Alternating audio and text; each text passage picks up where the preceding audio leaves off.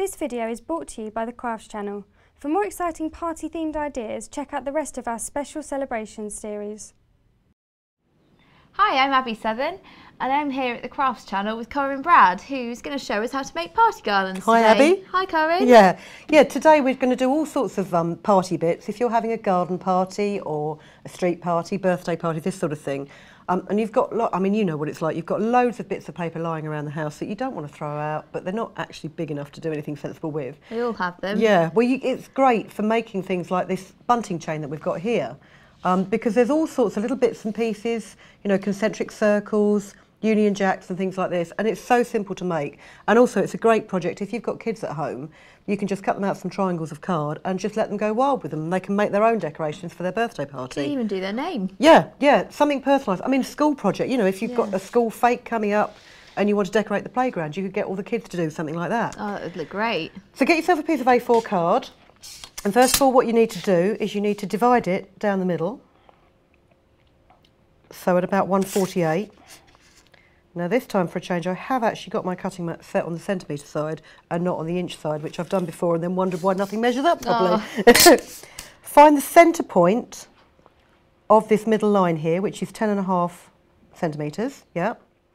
Half of 10.5 is 5.25. Yep. So what you want to do is you want to measure on this one end here, 5.25 from one end, 5.25.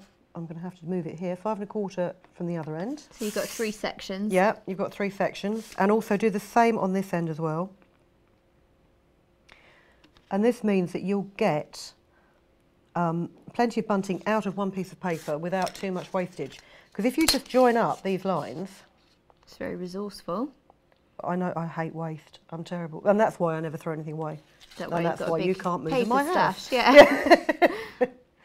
Okay, so we'll just join up these cross lines here. So that's your first 2 triangles of bunting. Okay, and then if you go from the edge of the paper here to this line,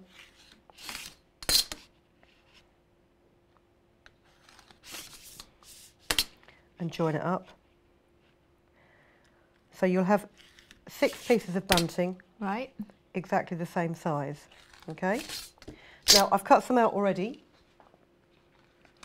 As you can see, they are the same size. So you've done them in all different colours here? Yeah, I've done... The thing is, a lot of these I've covered with paper so you don't see the colour, but if you don't want to decorate both sides of your bunting, then at least if you've got a plain colour on the other side, it looks okay. Great. I mean, a lot of the time you could cut this out of if you haven't got time to decorate it, if you just cut this out of double-sided cardstock, you know, double-sided patterned cardstock, you can have something different on each side.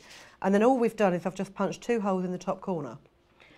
So we can decorate it in all manner of things, but I'm just going to show you very quickly how to do these trendy vintage Union Jack style things. Yeah, really like this one, I mean this one here, in the green and purple, looks really pretty. And you don't have to stick to red, white. You don't have to stick to red, white and blue, but I'm going to do it in orange and blue, I think. So... Have you used a coordinating cardstock here?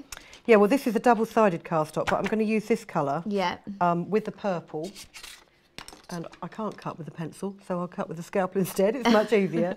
Now remember on your Union Jack that the stripes in the middle on the St George's cross is much thicker than the other stripes. Yes. Just check that what you're going to cut is going to be the same depth as your pennant. That always helps. Otherwise you're going to end up with it coming off the end. So we'll make the main crosses 2 centimetres wide. Okay. And then we'll just back them onto a lighter colour simply by, grab me glue, gluing it and sticking them in place. So you're mounting them now? Yeah, well matting, I mean a lot of these things are just, they're all layered. Yeah, so that's really easy, you don't have to cut out lots of different strips. No, well this is it, once you've got your first strips, you can mount it much more easily. And cut that down there. And you don't have to be too precise. I mean, you can judge by eye that you've got the border. Yeah. Yeah. And what I'm going to do, when I put these 2 together, I'm not actually going to stick it to the flag yet, because what I need to do is I need to stick the diagonals behind it. But if you imagine that your flower, well, you can stick it about halfway down. Try and make sure it is at a right angle by using your cutting mat to line it up. Always helps. Okay. So that will go on there. Actually, I need to move that up a little bit because otherwise you won't see the bottom diagonal. There you go. So that will fit on there like that. Are you measuring it all up on your mat then? Yes, yeah, just to make sure that it's square. Okay. Don't cut it yet because what we'll do is we'll trim it all at the end. Yeah. And then what we'll do is we'll choose another colour. I will choose blue. Now, traditionally, obviously, it should be another red for the other cross. Yeah. And you want to make these much narrower. So we'll just do it. Is this a precise thin. measurement or just... If anything, I do a precise measurement. Fancy. Just do it however you fancy. Again, mat it onto a lighter colour. Let's choose green. Oh. We've got so much party gear on the table here, I now don't have the room to move anymore. Put it on here like that. Let's just get rid of that dodgy end there.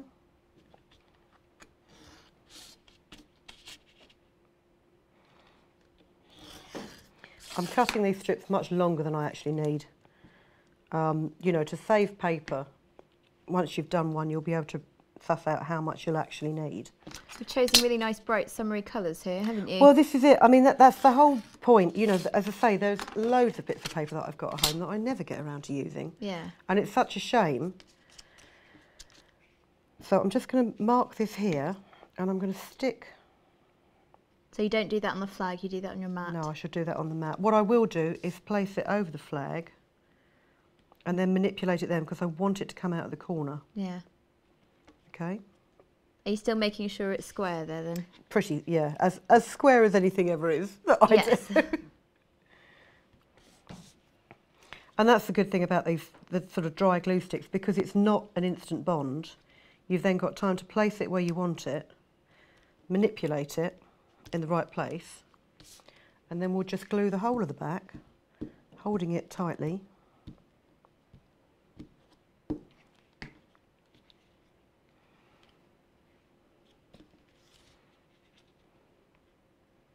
Okay, lay it on there and then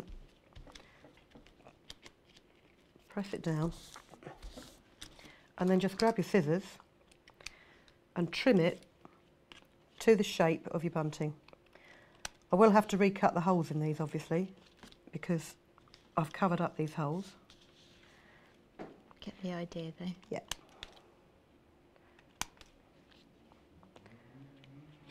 Actually, what you could do is, it's actually a lot easier if you let the glue dry completely and then just run over it with your scalpel again. Yeah.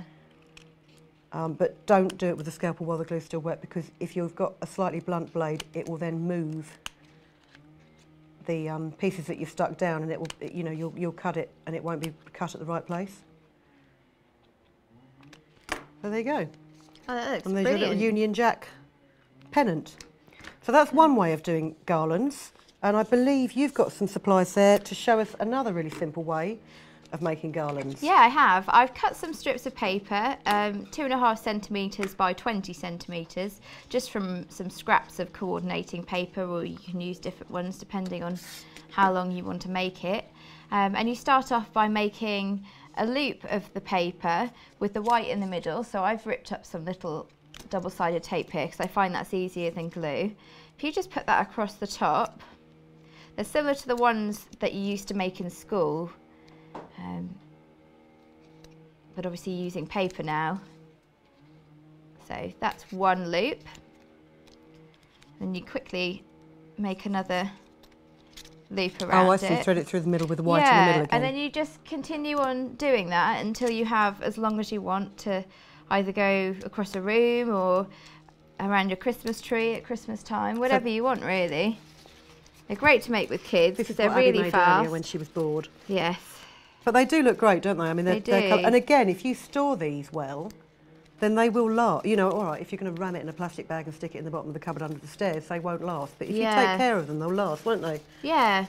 So 2 great ideas. Love the paper chains. Yeah, that's all we have time for here today. Thanks for joining us.